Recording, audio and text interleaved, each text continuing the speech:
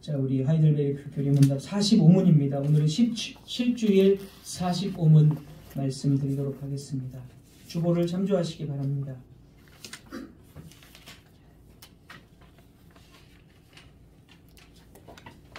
제가 읽고 여러분께서 답을 읽어주시면 되겠습니다. 제45문, 그리스도의 부활은 우리에게 어떤 유익을 줍니까?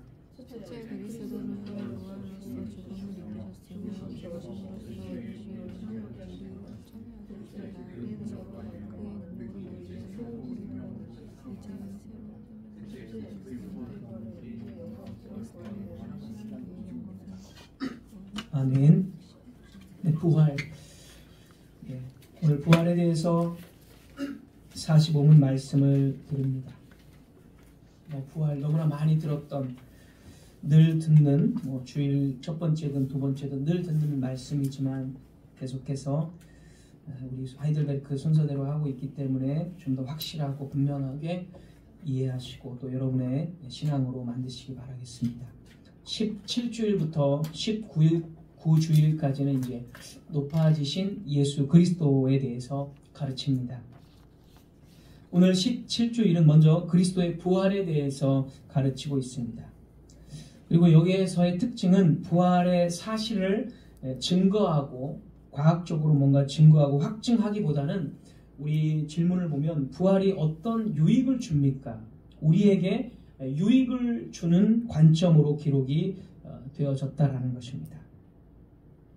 부활을 사실로 받아들이는 것은 믿음의 문제이기 때문에 하이델베르크 요리문답에서는 부활에 대해서 증거를 말하고 있지 않습니다. 이것은 마치 하나님의 존재를 증명을 위해서 여러 가지 증거가 있으면 믿겠다라는 것과 다릅니다. 그러니까 하나님의 존재를 증거가 없어도 성경을 통해서 믿는 것이지 증거가 있으면 믿겠다라는 것은 신앙이라고 볼 수가 없는 것입니다. 그래서 부활도 역시 증거가 있으면 믿겠다, 그런 식으로 이 교리문답은 말하고 있지 않다는 것입니다. 더불어서 그리스도의 부활의 유익을 누리는 것을 말하고 있고, 그 유익을 누리는 것이 또 부활이 우리에게 주는 증거일 것입니다. 부활의 증거가 될 것입니다. 유익이. 그리스도의 부활은 역사적 사실입니다. 하이델베르크 교리문답이 작성되었던 그 시대에는 부활의 사실을 부인하는 사람들이 거의 없었습니다. 그러나 오늘날 자유주의자들은 예수님께서 죽은 자 가운데서 부활한 것을 거의 믿지 않고, 자유주의자들은 사실 믿지 않고, 그래서 예수님이 기절했다 또는 시체를 도둑 맞았다 이런 식의 여러 가지 상상의 산물들을 주장합니다.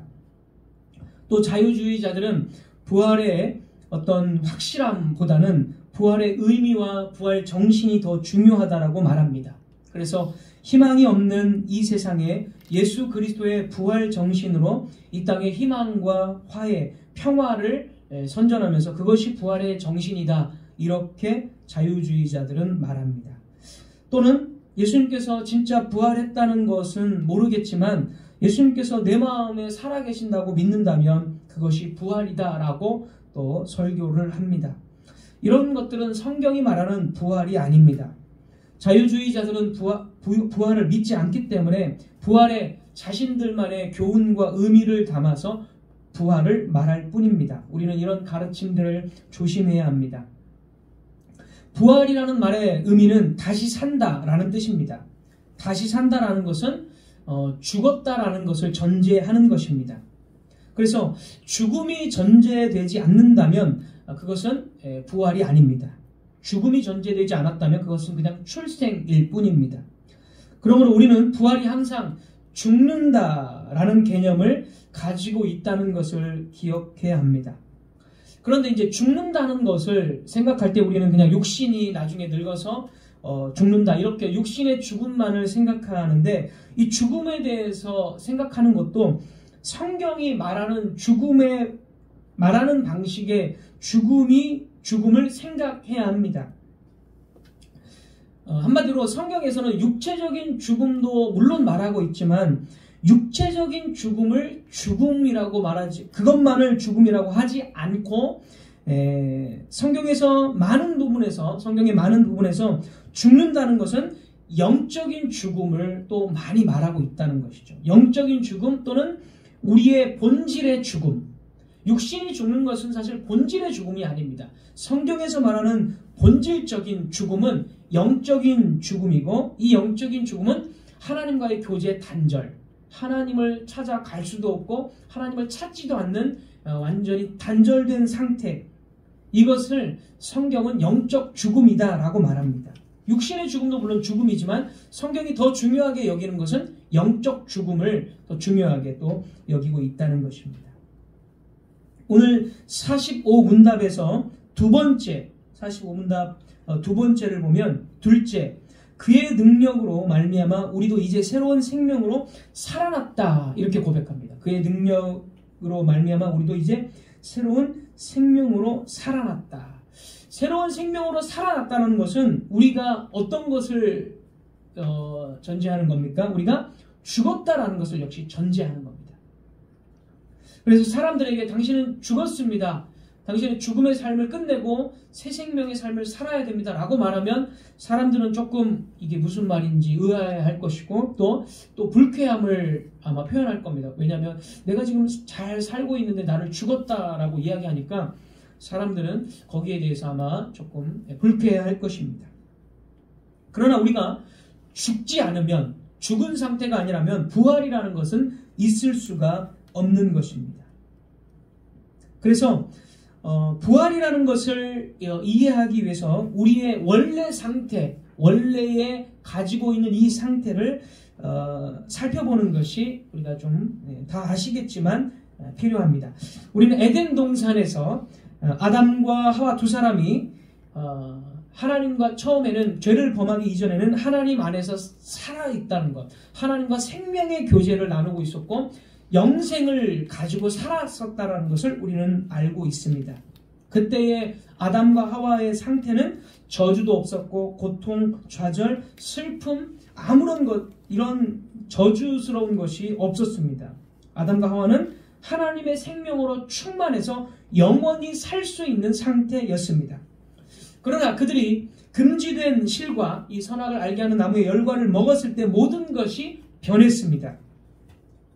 하나님께서 이 나무 실과를 먹을 때 너희는 정령 죽는다라고 분명히 언약의 이 위협, 경고를 하셨습니다.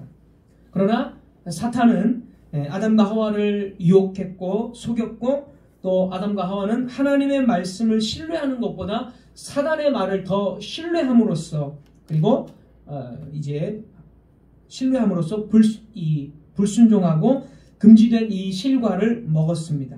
그래서 하나님께서 말씀하신 그대로 이 두 사람은 그날 죽었습니다. 이때의 죽음이 몸의 죽음이 아니라는 거죠. 몸은 몇백 년을 더 살고 아담과 하와는 몇백 년을 더 살고 죽었습니다. 그런데 하나님께서는 이날 분명히 너희가 정령 죽으리라고 말씀을 하셨습니다. 그래서 이때 아담과 하와의 죽음은 영적 죽음을 말하는 것입니다. 이들은 곧바로 영적으로, 정말 먹는 순간 영적으로 곧바로 하나님 말씀 그대로 죽었습니다. 에베소서 2장 1절의 말씀이 이것을 잘 설명을 하고 있습니다. 에베소서 2장 1절. 그는 허물과 죄로 죽었던, 허물과 죄로 죽었다. 여기서도 바울이 말한 죽었다라는 것은 육신이 죽었다라는 것이 여전히 당연히 또 아니겠죠. 허물과 죄로 인해서 하나님 안에서 끊어졌다라는 것입니다. 하나님의 은혜 안에서 끊어지고 하나님과의 더불어 사는 영생의 관계 속에서 끊어졌다라는 영적 죽음을 바울은 말을 하고 있습니다. 자, 그러면 영적 죽음이라는 것이 무엇인지를 이제 에베소서 2장 1절 그 다음부터는 영적 죽음이 어떤 것인지를 구체적으로 좀 더 설명을 해줍니다. 2절을 한번 보겠습니다. 2절 제가 읽겠습니다. 에베소서 2장 2절 1절에서 너희들은 죽었다, 영적 죽음을 말하고, 2절은 그때에 너희는 그 가운데서 행하여 이 세상 풍조를 따르고, 이 세상 풍조, 세상을 쫓아가는 거예요. 죽은 사람, 영적으로 죽은 사람, 세상을 쫓아가고 공중의 권세 잡은 자를 따랐으니, 사탄이죠. 사탄이 이 세상의 임금이기 때문에 사탄을 따르는 사탄의 말을 더 듣고 추종하는 자고, 곧 지금 불순종의 아들들 가운데 역사하는 영이다. 사탄의 영, 사탄이죠. 사탄의 영이니까 사탄이 역사하는 거라는 거죠. 그래서 에베소 교회의 교인들은 과거에는, 지금은 아니지만 과거에 세상을 향해서 살고 사탄을 쫓는 삶을 살았다. 이게 뭐예요? 영적 죽음에 있는 상태의 특징입니다. 그 다음에 3절도 보겠습니다. 3절. 전에는 우리도 다 그 가운데서 우리 육체의 욕심을 따라 지내며, 육체의 욕심, 본성대로 산다는 거예요. 본성대로. 내 마음에 원하는 것들을 충분히 누리고 즐기고 그것이 인생의 목적임을 알고, 내가 내 돈으로 사치하는데 이게 무슨 죄가 되냐, 내가 원하는 거고 내가 즐기겠다는, 내 인생 내 건데 그게 왜 죄냐, 이런 식으로 육체의 본성대로 사는 것입니다. 육체와 마음에 원하는 것을 하여 다른 이들과 같이 본질상 진노의 자녀이었던, 영적 죽음에서 이제 따라오는 것은 진노, 하나님의 언약의 진노가 항상 머물러 있다라는 것입니다. 바로 이것이 영적 죽음의 특징입니다. 그리고 그 결과는 진노의 자녀, 언약의 진노가 머물러 있다는 것입니다. 이렇듯 성경에서 죽음에 대해서 표현을 할 때 많은 부분이 영적 죽음을 의미합니다. 그렇다면 부활이라는 것은 무엇을 의미하겠습니까? 부활이라는 것이 당연히 우리는 예수님께서 나중에 재림해서 오실 때에 우리의 몸이 부활하는 것, 그것을 보통 우리는 부활이라고 말을 합니다. 우리 그래서 교리문답 셋째에서 그 몸의 부활을 분명하게 이야기를 하고 있습니다. 하지만 성경에서 말하는 이 부활도 먼저는 몸의 부활이 아니라 영적 부활을 말하고 있다는 거죠. 영적 죽음에서 살아나는 것, 그것을 영적 부활이다라고 말합니다. 굳이 영적이라고 붙이지 않아도 부활이라고 했을 때 영적으로 살아나는 것도 부활에 속한다라는 것입니다. 자, 에베소서 2장 1절을 다시 한번 보면, 에베소서 2장 1절, 그는 허물과 죄로 죽었던 너희를 살리셨도다. 여기서 살아난 게 무엇입니까? 살아난 것. 예수님이 오셔서 재림해서 죽었던 자들이, 지금 무덤에 있던 자들이 살아난 게 아니죠. 몸이 살아난 게 아닙니다. 여기서도의 부활이 살아났다는 것은 영적으로 살아났다. 생명 가운데 있는 존재다. 하나님의 생명으로 사는 존재다. 이런 의미가 여기서도 되겠습니다. 그래서 여기서 산 것도 영의 부활을 말하는 것입니다. 에베소서 2장 1절에서 죽었던 것도 과거이고 살았다라는 것도 다 과거형입니다. 과거에 죽었고 살았다라고 했을 때 이들은 과거에 이미 살아났다는 거예요. 예수 그리스도를 믿음으로써 과거에 영적으로 하나님을 알아볼 수 있고 하나님을 쫓아서 살아갈 수 있는 존재, 이런 존재로 살아났다라는 것입니다. 자, 골로새서도 이 구절을 이런 맥락으로 한 번 더 보겠습니다. 골로새서 3장 1절입니다.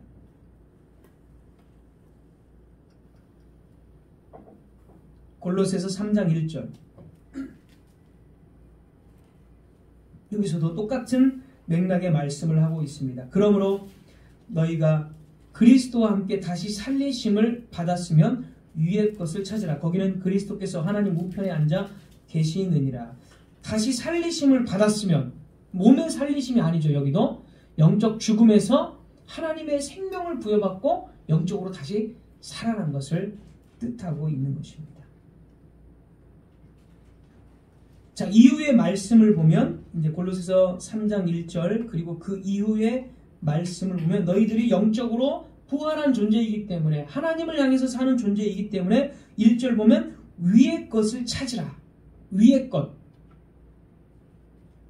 하늘의 소망을 두고 하늘의, 그러니까 쉽게 말하면 하나님의 나라와 의, 이 하늘의 것을 찾으라는 거예요. 왜냐하면 살아났기 때문에. 2절 위의 것을 생각하고 땅의 것을 생각하지 말라. 여기서 말하는 땅의 것은, 땅에 있는 것은 그냥 다 나쁜 거고 뭐 부정한 거고 이런 의미가 아니라 땅에 있는 것을 추구하면서 옛사람처럼 살지 마라. 우리의 목적은 이 땅에서 주신 것을 감사함으로 우리가 받는 거지만 우리가 물질이 살아가는 데 필요하고 문화도 역시 우리가 살아가는 데 필요하기 때문에 그런 것들을 감사함으로 받아서 문화생활도 하고 맛있는 것도 먹고 또 돈도 우리가 써야 되기 때문에 써서 살지만은 그게 먹고 마시고 문화생활을 즐기고 이런 게 목적이 아니라는 거예요. 그것을 목적으로 삼지 말라 이렇게 말하고 5절 보겠습니다. 그러므로 땅에 있는 지체를 죽이라. 곧 음란과 부정과 사욕과 악한 정욕과 탐심이니 탐심은 우상 숭배니라. 땅에 있는 지체는 바로 설명해 줍니다. 곧 하면서 설명을 해주죠. 땅에 있는 지체라는 것은 우리 안에 있는 악한 본성, 새롭게 살아난 성령으로서의 본성이 아니라 원래 가지고 있던 우리의 본성을 죽이라. 그것은 곧 음란, 부정, 사욕, 악한 정욕, 탐심 이런 것들을 죽여야 된다라는 거예요. 8절도 계속 보겠습니다. 8절. 이제는 너희가 이 모든 것을 벗어버리라. 곧 분노 이런 거, 억울한 분노, 노여움과 악의와 비방과 너희 입에 부끄러운 말, 입에 있는 모든 부끄러운 말들까지도 다 버리라고 말합니다. 쉽게 말하면 우리가 늘 듣는 말씀입니다. 골로새서 이 말씀은 다시 부활한 너희들은 이제 옛 본성이 시키는 대로, 옛 본성이 원하는 대로 이 모든 것들을 다 버려야 된다. 우리의 마음속에 갖고 있는 것, 우리의 행동, 이 모든 것들을 옛사람의 옛 본성에 관한 것을 버리고 위의 것을 찾아라. 새로운 본성, 성령이 추구하는 하늘의 것들을 찾아 경건하게 살아야 된다. 라는 거죠. 그러니까 여기서 말하는 것은 이제 우리는 더 이상 옛사람이 아니다라는 겁니다. 우리는 쉽게 말하면 땅의 사람, 옛사람, 악한 본성을 가지고 본성이 시키는 대로 사는 그 사람이 아니다. 너희는 이제 부활한 존재다. 그래서 세상 사람들과 다른 종류의 삶을 살아야 된다. 왜냐하면 예수 그리스도와 함께 부활한 자들이기 때문에 이렇게 말하고 있습니다. 자, 그래서 영적 부활이라는 것이 무엇입니까? 몸의 부활이라는 것은 우리가 말한 대로 우리 몸이 무덤에서 다 썩어지겠지만 그 몸까지 나중에 부활하는 것, 이게 이제 최종적인 부활입니다. 그러나 부활이라고 했을 때 첫 번째 부활은 영적 부활. 영적 부활이라는 것은 옛 본성대로 살지 않고 성령의 소욕대로 하늘을 바라보고 하늘 소망을 붙들고 사는 것, 그것이 바로 부활의 첫 번째 의미가 되겠습니다. 그러니까 우리가 부활을 생각할 때 먼 미래의 몸의 부활만 생각하는 것이 아니라 교리문답은 아주 균형 있게 이 땅에서 우리는 이미 부활한 존재다. 너희가 왜 더 윤리적이어야 되고 너희가 왜 땅에 어떤 그 욕심의 어떤 이런 것들을 뒤로하고 선한 양심을 가지고 왜 살아야 되느냐?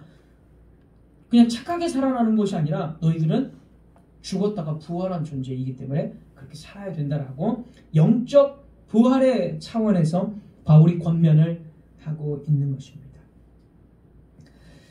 자, 예수님께서도 이 말씀을 똑같이 하십니다. 요한복음 11장 나사로를 살리시는 본문에서 이렇게 말합니다. 요한복음 11장, 이제 나사로가 죽었고 이제 그 나사로의 동생 마르다에게 이렇게 말합니다. 23절 요한복음 11장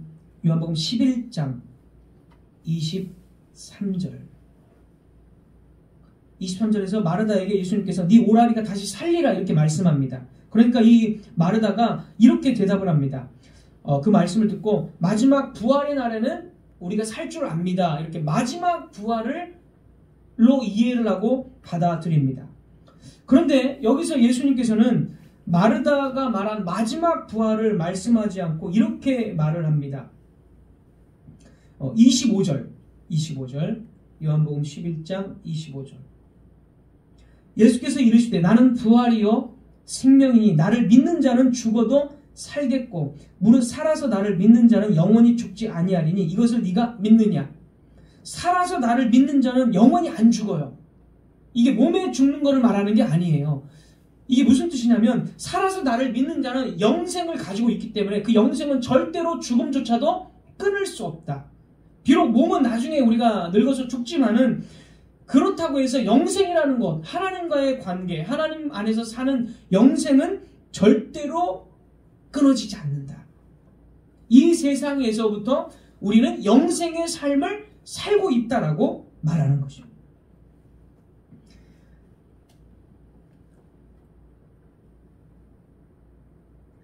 그래서 예수님께서 가르치신 이 부활은 지금까지 말씀드렸던 먼 장래에 있을 몸의 부활만이 아닙니다. 새 생명을 얻어서 그 새 생명을 가지고 하나님과 함께 살아가는 것. 비록 나중에 죽을지라도 그 새 생명은 죽음조차도 끊을 수 없는 것. 그래서 영생이 곧 부활입니다. 영생이 곧 부활. 영생이 뭐냐면 영원히 사는 것을 영생이라고 보통 생각을 하는데 영생은요, 새 생명을 받은 자가 하나님과 함께 생명 가운데 사는 것. 이게 영생이에요, 사실은. 우리는 그냥 영생하면 영원히 사는 것 이렇게 생각하는데 영생이라는 것은 새 생명을 부여받은 자가 하나님 안에서 물론 이것도 영원히 사는 거죠. 영원히 살아요. 죽음이 오더라도 영원히 사는 것. 이게 바로 영생입니다. 이 영생이 부활이에요. 다른 말로 하면 부활이라는 거예요. 똑같은 말인데 다른 표현으로 하면 결국에 부활입니다. 자, 그래서 우리는 이 세상을 살면서 부활의 유익을 누립니다. 이 땅 가운데 살면서 하나님과 영생의 관계 속에서 하나님과 영생을 누리면서 계속해서 우리는 살아가는 거예요.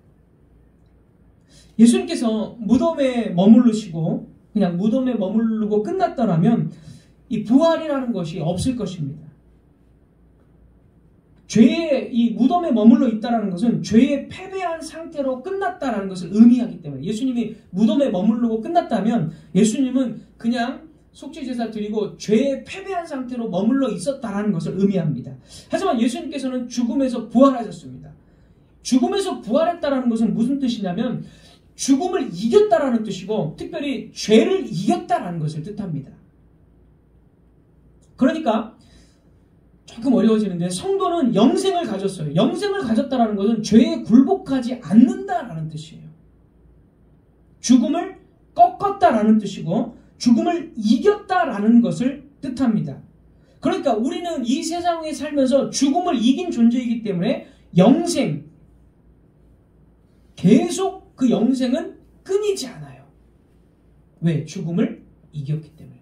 나중에 몸은 죽습니다. 하지만 몸은 죽지만 그 몸이 죽는 것은 뭐라고 했죠? 지지난주인가에? 영생으로 들어가는 보다 더 완전한 영생이 들어가는 관문이라고 말씀을 했잖아요. 그래서 우리가 이 땅 가운데 살아가면서 누리는 유익은 뭐냐면 영생을 가지고 살아가는데 우리는 죄를 이긴 존재라는 거예요. 죄를 이긴 존재. 자, 우리가 매일매일 죄에 짓눌립니다. 매일매일 우리의 악한 본성을 우리는 우리 눈으로, 우리 마음으로 계속 확인해요. 그래서 우리는 실패한 것 같아요. 하지만 실패가 아니라는 거예요. 왜요? 이미 죄를 이긴 영생의 존재로 살아가니까. 비록 우리가 연약하고 우리가 죄를 짓고 우리가 의기소침해 할 수도 있어요. 연약하기 때문에 이 세상에 사단의 압제가 있고 세상의 공격도 있기 때문에 우리는 연약도 좌절할 수 있어요. 하지만 그게 실패는 아니라는 거예요. 예수 그리스도가 죽음에서 이기셨다는 것은 우리를 죄에서부터 완전히 이긴 존재, 승리자로 만드셨기 때문에 우리는 매일매일 내 본성을 볼 때 와, 나는 왜 이렇게 죄를 짓고 나는 왜 욕망대로 살지? 하고 좌절할 필요가 없다라는 거예요. 우리는 죄를 이긴 존재, 승리자로 살아가기 때문에. 그러니까 이게 우리에게 주는 유익입니다. 부활이 주는 유익. 죄를 이긴 자로서 이 땅 가운데 우리는 살아가는 겁니다. 그래서 율법주의자들은 네가 죄를 지었으니까 너 이렇게 하면 네가 더 죄진 거에서 양심에서 편안하게 살 수 있어. 이런 식으로도 율법주의자들은 자꾸 뭔가를 행위를 강요하면서 너의 양심이 편하려면 이런 행위들을 해야 돼. 이런 걸 해야 돼. 그러면서 양심의 평안을 얻어요. 그들은. 우리는 그런 걸 전혀 신경 쓸 필요가 없어요. 이미 예수님께서 죄를 이기셨기 때문에 죄값이 다 지불되었고 이기셨기 때문에 사단이 우리를 공격하면 너 왜 이렇게 죄를 짓고 너 왜 이렇게 죄를 짓고도 네가 교회야? 네가 예수님 믿는 사람이야 라고 우리를 정죄하고 너는 나중에 심판받을 거야. 이런 식으로 우리를 정죄하지만 우리는 예수님 안에서 죄를 이긴 자이기 때문에 예수 안에서 로마서 8장 그대로 정죄함이 결코 없나니 우리는 이긴 자로 살아가는 것. 이게 하이델베르크 교리문답이 말하는 우리에 대한 유익입니다. 우리는 절대 실패자가 아니고 비록 연약해서 죄를 짓지만 예수 그리스도를 붙잡고 있기 때문에 우리는 이긴 자, 절대로 사단이 우리를 정죄하지 못한다라는 것입니다. 우리는 갈등을 겪습니다. 죄를 지을 때마다 갈등을 겪습니다. 그러나 그 갈등을 겪을지라도 겪는 건 사실이에요. 우리가 갈등을 겪는 건 사실이에요. 그러나 그 갈등을 겪을지라도 우리는 본질적으로 슬픔의 존재가 아니에요. 슬픔의 존재가 아니에요. 죄가 여전히 내 속에 있다 할지라도 절대로 우리는 슬픔의 존재가 아닌 오늘 첫 번째 설교 말씀처럼 우리는 기쁨의 띠를 띄우는 존재다. 왜냐하면 우리 주님께서 죄를 이기셨고 우리는 예수님 안에서 승리자이기 때문에. 그렇기 때문에 우리는 이 믿음을 가지고 이 세상 가운데 살아가야 됩니다. 어떠한 슬픔을 만나고 우리가 때로는 하나님 앞에 죄를 범할지라도 예수님 안에서 우리가 예수님 안에 있기 때문에 그 죄를 예수님한테 고하고 용서를 구할 때 예수님께서 이 모든 것들을 다 다시금 용서해 주셔서 우리를 그 수렁에서 다시 끌어올리셔서 다시금 예수님 안에서 평안한 양심을 우리에게 준다는 것. 그래서 내가 이거를 해야 평안하고 내가 저 율법을 지켜야 평안하고 이런 것이 아니라 예수님께서 우리가 예수님을 의지하고 예수님에게 또 기도할 때 예수님께서는 이 모든 죄악들을 잊어버리시고 우리에게 평안한 양심을 다시 주신다는 것. 이 사실을 힘입어서 우리는 이 땅 가운데 살아가야 합니다. 그래서 우리는 거듭되는 죄의 영향력 속에서도 절대로 좌절하지 않고 아무 소망 없는 사람이 아니고 슬픔의 사람이 아니고 믿음의 사람으로서 승리의 삶을 끝까지 죄를 지었을지라도 끝까지 예수님을 붙잡고 우리는 승리자로서 살아가야 하는 것입니다. 이것이 바로 예수님의 부활의 유익이 되겠습니다. 그리고 아까 말씀드린 에베소서 말씀과 골로새서 말씀으로 다시 한번 두 번째 말씀을 드리면 우리는 이제 하늘의 삶을 살 수 있게 되었다라는 것입니다. 하늘의 삶을 살 수 있게 되었다. 다시 한번 읽어드리면 그러므로 너희가 그리스도와 함께 다시 살리심을 받았으면 위의 것을 찾으라. 거기는 그리스도께서 하나님 우편에 앉아 계시니라. 죄를 이긴 자이기 때문에 이긴 자답게 하늘에 있는 자, 하늘에 앉아 있는 자의 삶을 살아라. 이것이 이제 아까 말씀드린 두 번째 부활의 유익이 되겠습니다. 자, 그래서 오늘 이 45문답을 다시 한번 질문과 함께 읽어보겠습니다. 그리스도의 부활은 우리에게 어떤 유익을 줍니까? 유익의 관점에서 말하고 있다는 겁니다.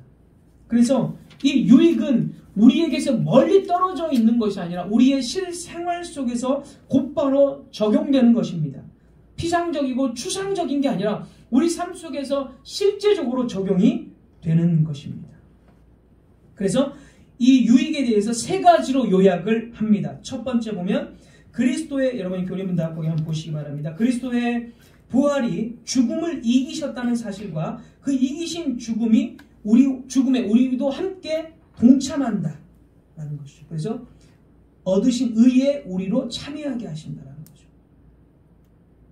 두 번째로 그 유익의 두 번째는 그의 능력으로 말미암아 우리도 이제 새로운 생명으로 다시 살아났다. 하늘에 있는 자고 생명을 가진 자로 영원히 사는 존재, 영적 부활한 사람들이다. 그래서 똑같이 사는 밥을 먹어야 되고 또 돈을 벌어야 되고 이런 모습은 불신자들과 다 똑같습니다. 하지만 전혀 다른 종류의 하늘의 삶을, 하늘의 것을 추구하면서 우리는 살아간다는 거죠. 그리고 이제 세 번째는 마지막 영광스러운 부활, 최종적인 부활을 말합니다. 셋째, 그리스도의 부활은 우리의 영광스러운 부활에 대한 확실한 보증이다. 자, 예수님께서 부활의 첫 열매입니다. 성경에서 그렇게 말하죠. 부활의 첫 열매다. 그럼 첫 열매가 있다는 것은 둘째, 셋째, 넷째 열매가 있다는 거예요. 예수님께서 첫 열매이기 때문에 우리는 누굽니까? 두 번째, 세 번째 열매입니다. 예수님과 똑같이 우리는 부활한 존재가 됨으로써 마지막 최종적인 구원, 최종적인 부활에 우리는 동참을 하게 됩니다. 그리고 그날은 가장 영광스러운 그런 날이 되고, 그래서 예수님의 부활은 나중에 우리가 부활의 두 번째 열매, 세 번째 열매가 될 것의 보증이다. 이렇게 말하고 있습니다. 보증을 갖고 있다는 것은 자신 있고 담대하게 살아갈 수 있다는 거죠. 보증이 있기 때문에. 다른 것의 보증이 아니라 예수 그리스도가 부활하셨고 그 예수님이 우리의 보증이라면, 하늘에 지금도 계시고 하늘에서 우리를 지금도 중보하고 계시는 그 예수님이 우리의 보증이라면, 우리가 어떤 일을 만나도, 무슨 일을 만나도 담대하게 자신 있게 살아갈 수 있는 힘이 됩니다. 왜냐하면 주님께서 보증이시기 때문에. 그리고 영광스러운 마지막 최종적인 부활을 우리는 이제 맞게 됩니다. 초대교회 때 박해 시대를 살았던 우리의 신앙의 선조들은 이 부활 신앙을 가지고 있었기 때문에, 특별히 이 균형 잡힌 세 가지의 이 교리문답이 말하는 세 가지를 잘 가지고 있었기 때문에 이 모든 것들을 다 견딜 수가 있었습니다.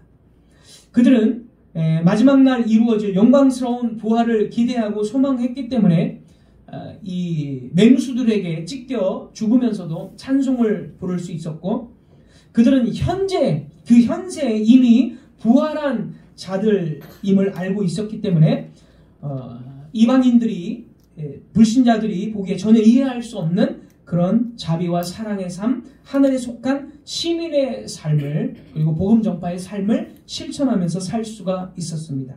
그리고 그들은 그 원동력이 예수 그리스도께서 죄를 이기신 것임을 잘 알고 있었기 때문에 땅에서 부귀와 영화, 사치 이런 것을 바라기보다는 매일의 삶에서 그리스도를 힘입어서 죄를 이기는 삶을 선택하면서 그들은 살았습니다. 바로 이것이 부활신앙의 유익이고, 초대교인들 그리고 종교개혁자들, 참된 신앙을 가지고 있는 사람들은 다 이런 유익들을 누리면서 이 땅에서 살다가 하나님께로 갔습니다. 하이델베르크 교리문답이 정리하고 있는 이 부활의 교리에 대해서 우리는 마음에 잘 새겨야 할 것입니다. 말씀을 맺도록 하겠습니다. 죽은 자 가운데 살아난 예수 그리스도의 부활은 우리 일상과 아무 관련 없는 교리가 아닙니다. 우리가 죽을 때에만 가치가 있는 교리가 아닙니다. 죽음을 이기신 예수 그리스도의 부활은 우리가 날마다 사는 방법에 대한 촉매제입니다. 따라서 우리 각자가 예수 그리스도의 부활의 복음을 입으로 고백하는 것에 멈추지 않고, 아까 말한 대로 우리의 삶 속에서 훨씬 더 많은 것을 우리의 삶으로 고백하도록 해야 할 것입니다. 예수 그리스도의 부활의 복음을 우리의 행위로도 분명하게 고백해야 할 것입니다. 만일 그리스도께서 지금도 무덤에 계셨다면 우리도 무덤 가운데 있는, 죄 가운데 있는 존재일 것입니다. 그러나 주님이 살아나셨습니다. 그러므로 우리도 영적으로 다시 살아났고 최종적으로 몸의 부활을 기다리고 있습니다. 그래서 우리가 전능하신 하나님 아버지의 돌봄 속에서, 그 관계 속에서 아버지를 부르며 살아갈 수가 있습니다. 이 세상을 살면서 슬픔을 만날 때 위로가 바로 여기 있습니다. 우리는 이 위로를 가지고 서로 지체들을 격려하고 하나님께 영광을 돌리면서 살아야 합니다. 이 부활의 능력이 우리와 함께 있고, 신자는 이 부활의 교리를 우리 삶 속에서 우리의 마음으로 우리 삶 속에서 믿을 때에 더욱더 신자답게 성도답게 살 수가 있습니다. 이 말씀을 기억하면서 한 주 동안도 부활의 능력 안에 살아가는 저와 여러분들 되시기를 주님의 이름으로 부탁드립니다. 기도하겠습니다.